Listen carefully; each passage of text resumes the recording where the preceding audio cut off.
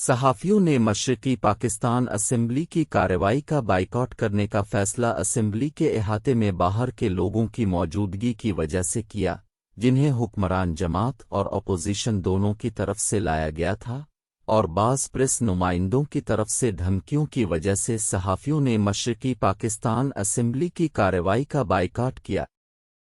Boycott جزوی طور پر اٹھا لیا گیا تاکہ خبر رساں ایجنسیوں کو واقعات کی کوریج کی اجازت دی جا سکے کیونکہ اسمبلی میں صورتحال سنگین ہو چکی تھی۔